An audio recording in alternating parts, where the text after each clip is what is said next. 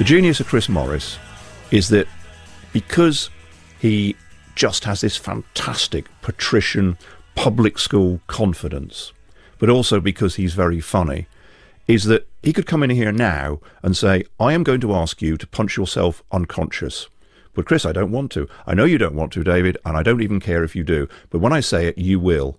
And you will punch yourself unconscious, because Chris instills that kind of confidence in you where you think you will be fine, even though you know you won't, if you punch yourself unconscious. You might temporarily think it was your idea to punch yourself in the face, and then mid-punching yourself in the face, you might think, wait a minute, I think this is what he wants me to do.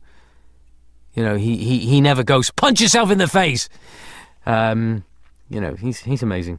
He's got all the gravitas and the surrealism of Peter Cook, but with this kind of self-belief that made people in World War I run in front of machine guns shouting, I love you, Captain Armstrong. There's people who are as talented as Chris, but there just literally isn't anybody like him. At Radio 1, Chris also continued his celebrity jabbing. Here he is as Wayne Carr interviewing Peter Stringfellow.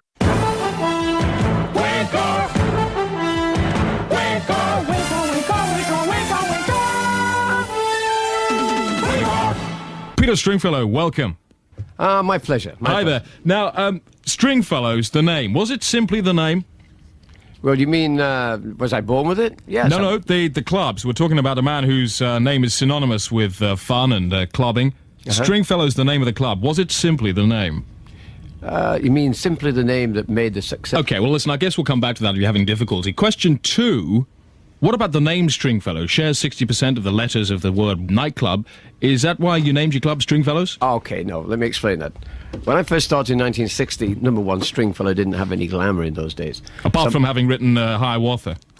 Yeah. Well, okay. And the different range of people you attract, a huge range of people, don't you? I do that deliberately. Yeah, from Sloanes, you got the Jet Set, rock stars, the Plunties, the Siders, the Riders, and the Hex. They're all there. Yeah, I mean, you know, my door is very wide. If you make the effort and you look good, you can come in. Because basically, we're all of one type, you know. And I find it nothing more boring in a nightclub than when it gets very narrow. I personally wouldn't be comfortable in a narrow club. In a narrow club. Because you're a wide kind of person yourself?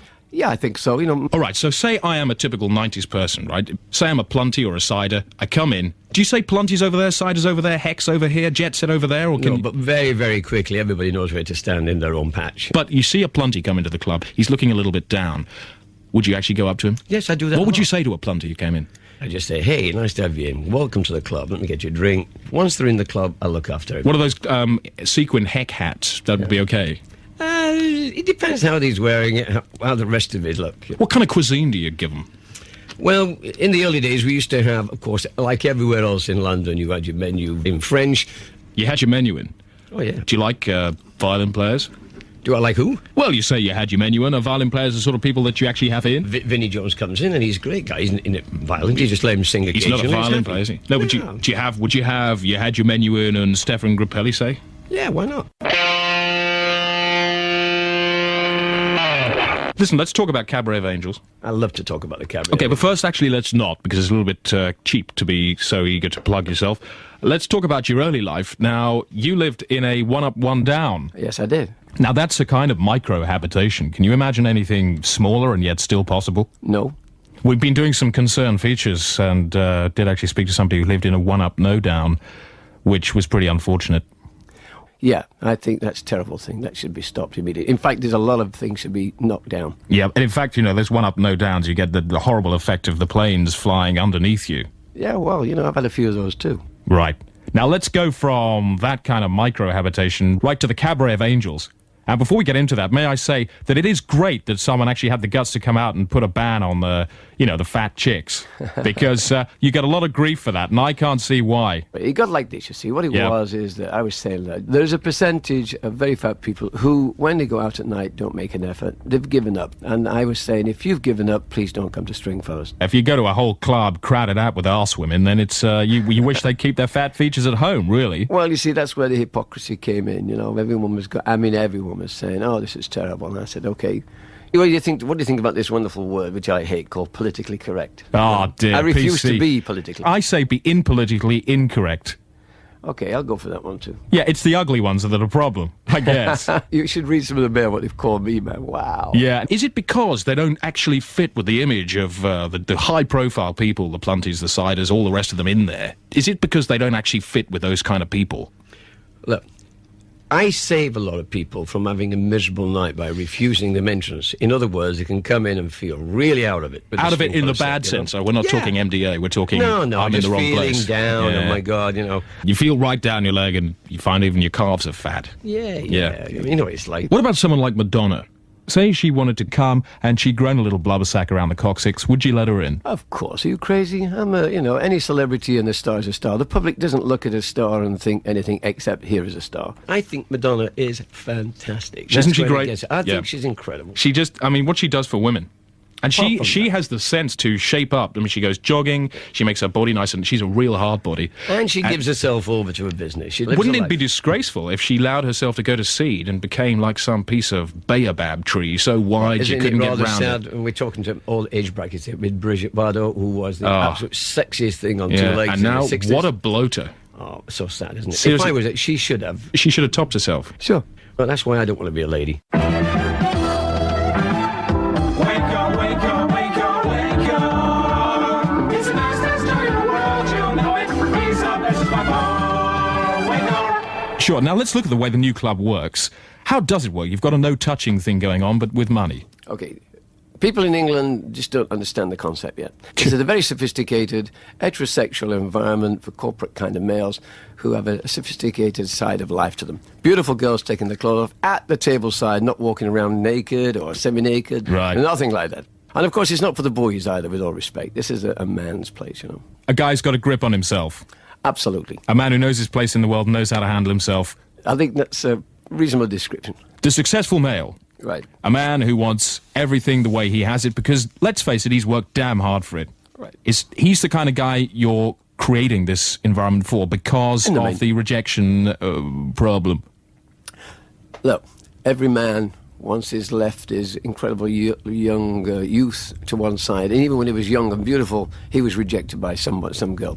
Let's say he goes into a bar and he sees a beautiful girl, asks her if she'd like to have a drink, and she says no. That's rejection. He doesn't like that. He's not used to it. Let's look at a genuine rejectile, and let's look at the downside of this that you're helping to alleviate. If a 44-year-old man is rejected, how old does he feel inside when that happens? 50, 60, he's ready to give up, you know. It's rather touching in a way to feel that these people are being, in a way, protected from that, which can bring a man down. Well, it does bring a man down. Now, here is an affluent man who knows his business, and he maybe has a staff of 100 people, and they all listen to everything he has to say. Certainly the defining thing you seem to be saying about your average client is that they are the sort of person that has a staff. In the main, that's a pretty good description of my clientele. And would you say that was a defining feature in a way, that he had a staff and he absolutely knew how to handle it? Absolutely.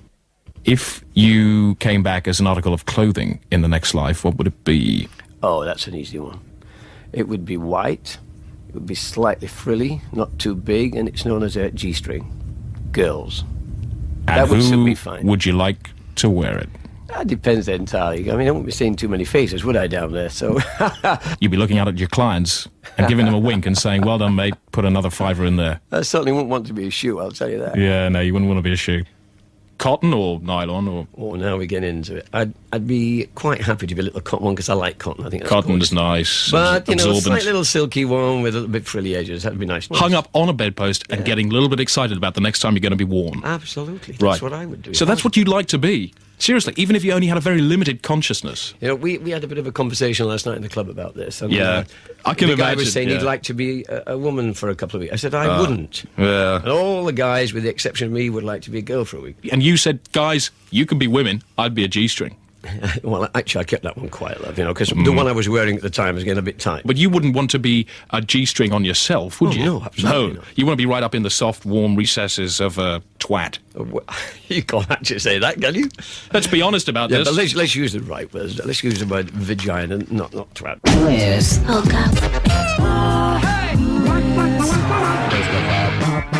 Mop, mop. Clears my room. Somebody interviewed Stephen Hawking. Yes. Have you ever met the guy? No, but I rate him highly. Okay. One of my heroes. Well, listen, I've got a clip of that because this guy knew I was interviewing you, and he asked Stephen Hawking about you. Do you want to hear what he said? I'd love to, yeah. Okay, hang on. Let me just work. It's got it wait on. for this. It's got it on a little dictaphone. Wait for this. Here we go. Peter Stringfellow is a public menace and, in my view, should be excluded from society. Are you sure that wasn't Doctor Who? You mean a Dalek or something? Dalek, was yeah. that- Well, it's on one of these little dictaphone things. No, Stephen, I know exactly that's how he has to speak, but I don't care. The man is a wonderful intellect. He's a great... And you know what he I'd love said? to sit with a few hours and have a chat with that guy. Because he's glam, isn't he? Well, he's a wonderful person. You got to. His sexuality is his mind. That man Absolutely. got to be to be a Mind. girl and listen to him talk about the universe shag. and his theories on the string theory. By the way, there's such a thing as a string theory. You know what? In the Hey, universe? maybe that was his little concession bubble to you. theory? Yeah, bubble theory. Well, you're not called Bubble Fellow.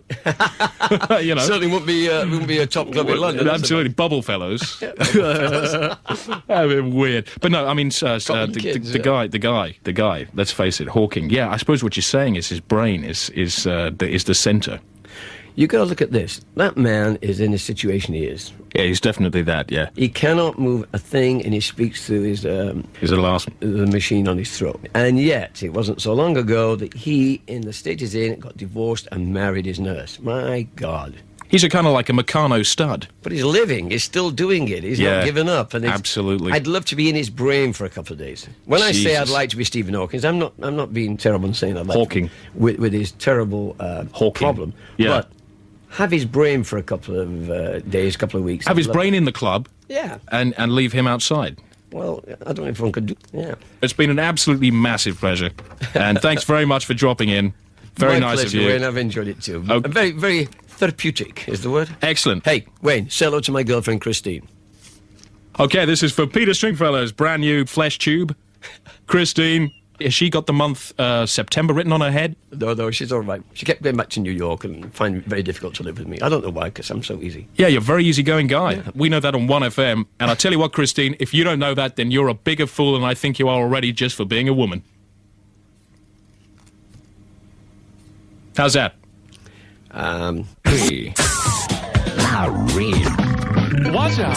Chris Morris as Wayne Carr interviewing Peter Stringfellow.